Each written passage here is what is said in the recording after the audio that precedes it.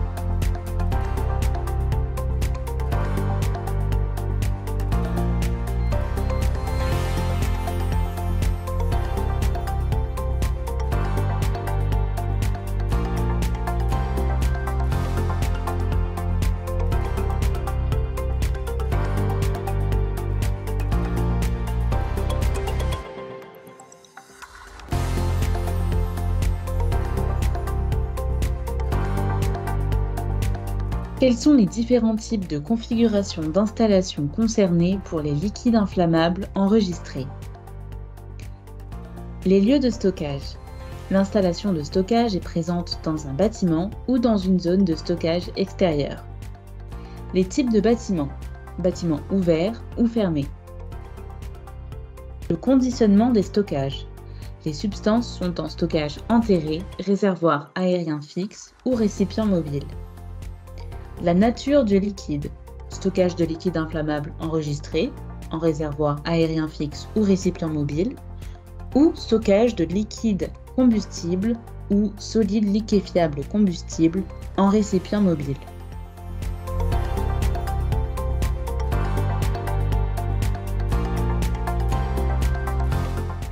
Maintenant que vous connaissez les différentes catégories d'installations soumises à l'arrêté du 1er juin 2015, détaillons les nouvelles exigences pour les contenants fusibles. Différentes catégories de stockage sont prévues par l'arrêté. Les stockages couverts par une toiture, aussi appelés stockages en bâtiment, et les stockages extérieurs non couverts par une toiture forment les deux grandes familles de catégories de stockage. Les stockages en bâtiment se divisent ensuite en plusieurs sous-catégories. Ils peuvent être en bâtiment ouvert, à la manière d'un auvent par exemple, ou fermé comme un entrepôt classique. Les stockages en bâtiment ouvert suivent au choix de l'exploitant, soit le point 2 bis A, relatif au stockage en aménagement extérieur, soit le point 2 bis B, relatif au stockage en aménagement intérieur. Les prescriptions seront alors adaptées selon ces deux cas. Dans la suite de ce tutoriel, nous appellerons les stockages en aménagement extérieur, disposition A, et les stockages en aménagement intérieur, disposition B.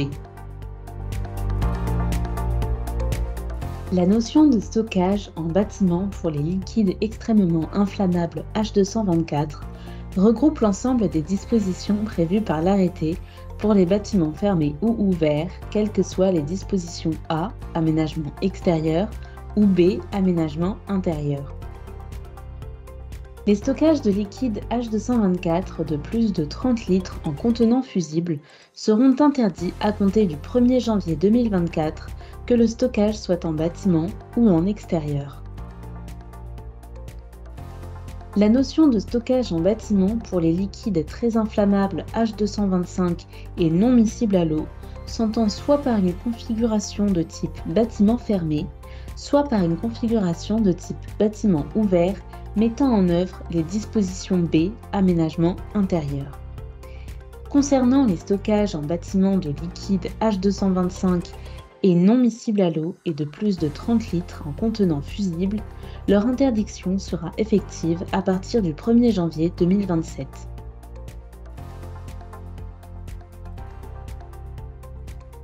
Enfin, pour les liquides très inflammables H225 et miscibles à l'eau, Cette même interdiction s'applique aux récipients mobiles fusibles de plus de 230 litres, également à compter du 1er janvier 2027. Les interdictions précédemment énoncées sont levées dans les cas suivants.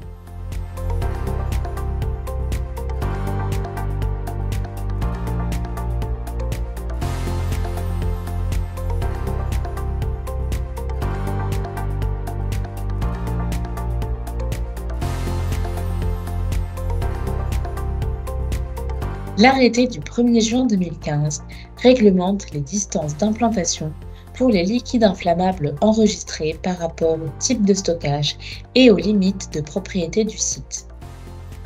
L'arrêté prévoit également la réalisation d'une étude des flux thermiques si ces prescriptions ne peuvent être mises en place.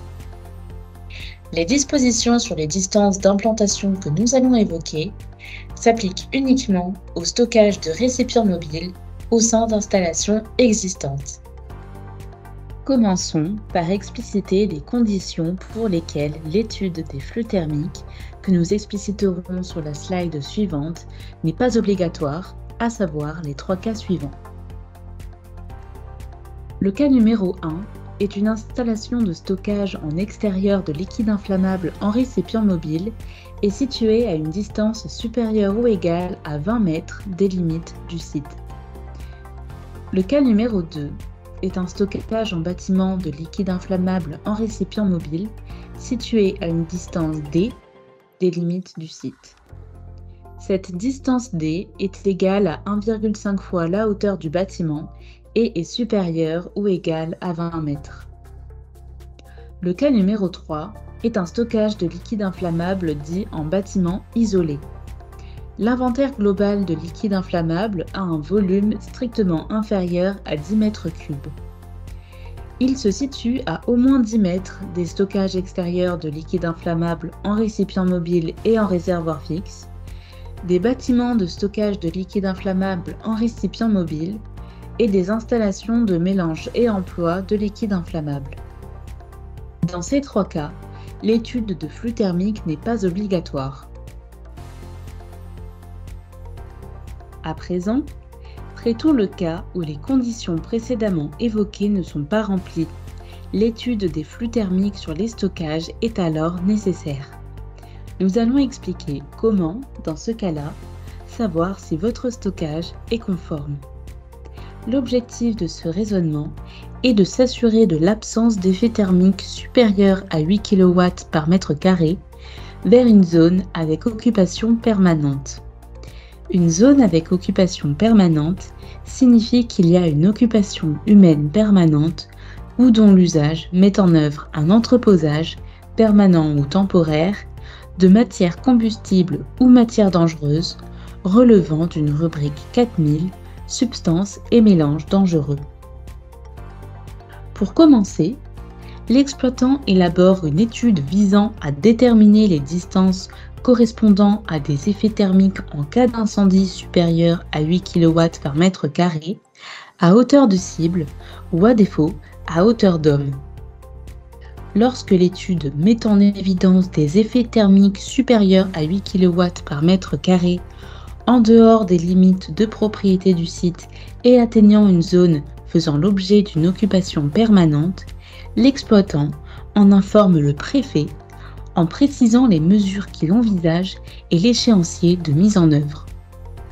Il prend, dans les 3 années qui suivent l'échéance de remise de l'étude, les mesures permettant la mise en conformité de l'installation.